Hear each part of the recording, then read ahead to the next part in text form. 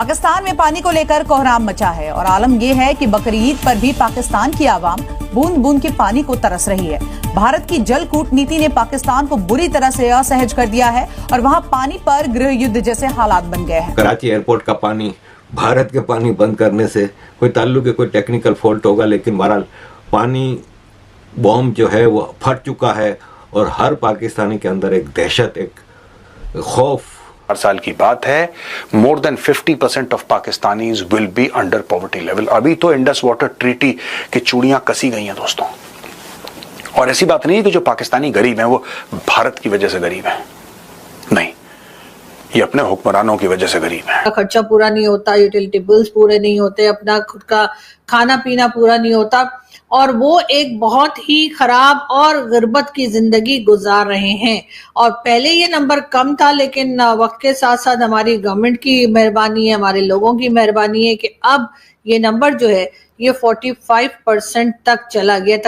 पाकिस्तान में बकरीद के दौरान भी पानी को लेकर के कोहराम छाया हुआ है।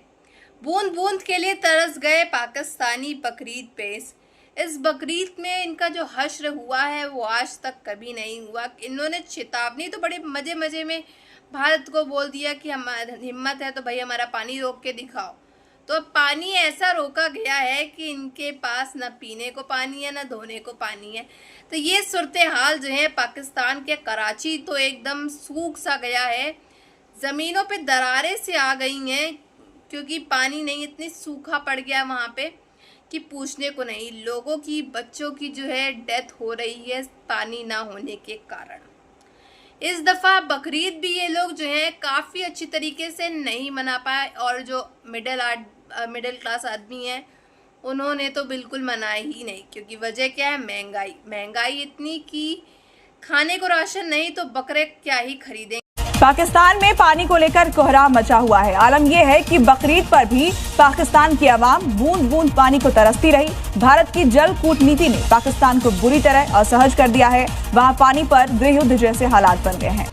अजीज दोस्तों, डरा डरा के मारना, भिगो भिगो के मारना, ये कहावत है, ये भारत ने किया है। भारत ने पानी बंद करने की कोशिश की पाकिस्तानियों की, तो बिलावल साहब का कहना ये है कि फिर एक तो खैर खून की नदियां तो उन्होंने कहा ही था, लेकिन वो तो खैर एक जगह कहा था उन्होंने, लेकिन उसके साथ उन्होंने ये भी कहा है कि फिर इसको जी एक तरह की वॉर जो है वही डिक्लेयर समझा जाएगा कि जंग की तरफ हम चले जाएंगे और उसके बाद जो है ना हमारे बीच में जो है वो जंग उठा पटक टक्का। पाकिस्तान में मिडिल क्लास लगभग तबाह हो गई है।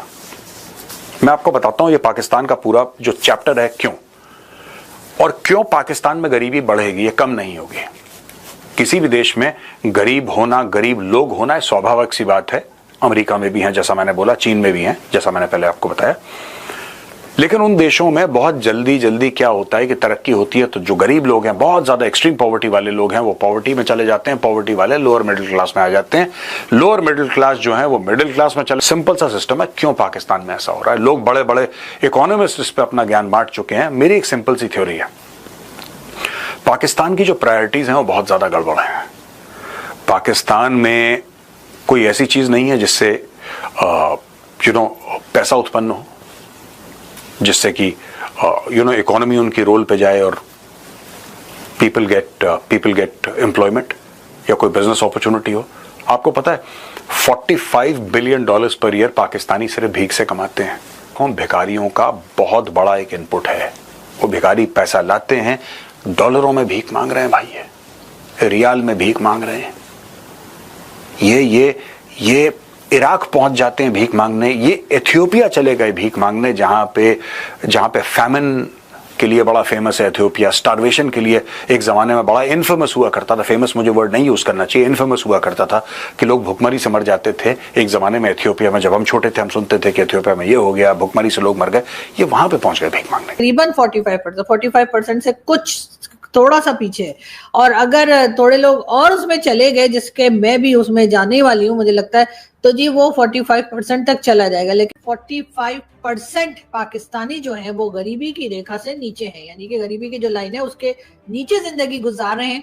तकरीबन 45%, ये एक बहुत बड़ा नंबर है। यानी ये वो लोग हैं जो ना तो मतलब जिनके पास शायद कोई जॉब है, जिनका घर का खर्चा पूरा नहीं होता, यूटिलिटी बिल्स पूरे नहीं होते, अपना खुद का खाना पीना पूरा नहीं होता, और वो एक बहुत ही खराब और गुर्बत की जिंदगी गुजार रहे हैं। और पहले ये नंबर कम था, लेकिन वक्त के साथ साथ हमारी गवर्नमेंट की मेहरबानी है, हमारे लोगों की मेहरबानी है कि अब ये नंबर जो है ये 45% तक चला गया तक। किसी भी देश में गरीब होना, गरीब लोग होना स्वाभाविक सी बात है। अमेरिका में भी है, जैसा मैंने बोला, चीन में भी है, जैसा मैंने पहले आपको बताया। लेकिन उन देशों में बहुत जल्दी क्या होता है कि तरक्की होती है तो जो गरीब लोग हैं, बहुत ज्यादा एक्सट्रीम पॉवर्टी वाले लोग हैं, वो पॉवर्टी में चले जाते हैं, पॉवर्टी वाले लोअर मिडिल क्लास में आ जाते हैं, लोअर मिडिल क्लास जो है वो मिडिल क्लास में चले जाते हैं, और मिडिल क्लास जो अपर मिडिल क्लास में, ये माउंटेन, ये पिरामिड बनता रहता है। ये हर एक इकोनॉमी की कहानी है। पाकिस्तान का जो पिरामिड है वो इन्वर्टेड है। जो 3 बार रोटी खा रहा था 10 साल पहले, आज की तारीख में 2 बार खा रहा है। जो की टेंशन कोई कम तो नहीं होगी। और पाकिस्तान में जो टेंशन है वो पानी की है, तो चलो पानी तो हम एक दूसरे को हम कहते नहीं पानी कैसे रोक लेंगे, पानी तो रोका ही नहीं जा सकता। और इंडिया के पास तो पानी रखने के लिए कोई जगह भी नहीं है, अभी तो उन्होंने इतने डैम भी नहीं बनाए कि वो सारा पानी रोक लें। इसी तरह की बातें कर करके हम एक दूसरे को तसल्लियां दे रहे हैं, और उसके बाद जैसे कि आपको पता ही है कि हमें मालूम है कि मोदी जी की गवर्नमेंट हो चाहे कोई इंडियन गवर्नमेंट हो, हम रोना धोना करके पानी तो ले ही लेंगे। और दूसरा, हमारे बिलावल भुट्टो जरदारी साहब जो है, उनका ये भी कहना है कि अगर भारत ने पानी की तरफ मैली आंख से देखा, यानी अब इस तरह के स्टेटमेंट देते हैं और उनके इस तरह के स्टेटमेंट्स को रोका जाना चाहिए। और अगर नहीं रोकते तो इसका मतलब है कि बहुत गलत हो रहा है, और इस तरह की स्टेटमेंट किसी भी पॉलिटिशियन के मुंह से नहीं निकलनी चाहिए कि हम खून की नदियां बहा देंगे अगर पानी बंद कर दिया तो। लेकिन जाहिर है कि जब पॉलिटिशियंस बात करते हैं, जब पॉलिटिकल स्पीच दे रहे होते हैं या किसी महफिल में बैठे होते हैं, तो फिर बातें कुछ इस तरह की ही की जाती है। और हमारे पॉलिटिशियंस तो आप जानते ही हैं कि वैसे ही थोड़े इमोशनल किस्म के हैं। किसी भी देश में गरीब होना, गरीब लोग होना स्वाभाविक सी बात है। अमेरिका में भी है, जैसा मैंने बोला, चीन में भी है, जैसा मैंने पहले आपको बताया। लेकिन उन देशों में बहुत जल्दी क्या होता है कि तरक्की होती है तो जो गरीब लोग हैं, बहुत ज्यादा एक्सट्रीम पॉवर्टी वाले लोग हैं, वो पॉवर्टी में चले जाते हैं, पॉवर्टी वाले लोअर मिडिल क्लास में आ जाते हैं, लोअर मिडिल क्लास जो है वो मिडिल क्लास में चले जाते हैं, और मिडिल क्लास जो अपर मिडिल क्लास में, ये माउंटेन, ये पिरामिड बनता रहता है। ये हर एक इकोनॉमी की कहानी है। पाकिस्तान का जो पिरामिड है वो इन्वर्टेड है। जो 3 बार रोटी खा रहा था 10 साल पहले, आज की तारीख में 2 बार खा रहा है। जो गरीब तो अमेरिका में भी है।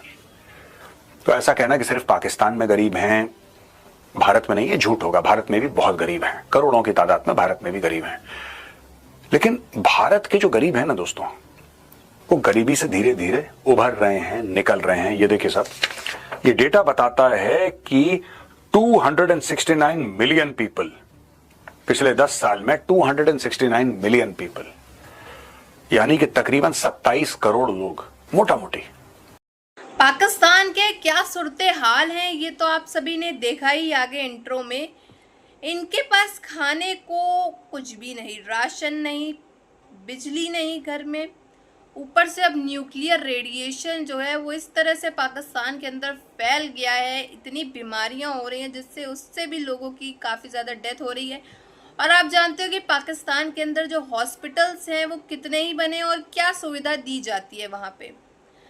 अगर किसी की तबीयत ख़राब होती है तो सबसे पहले तो उसको पहुँचाने में, उस मरीज़ को पहुँचाने में इतना समय लग जाता है कि उससे पहले ही वो मरीज़ जो है अपना दम तोड़ देता है।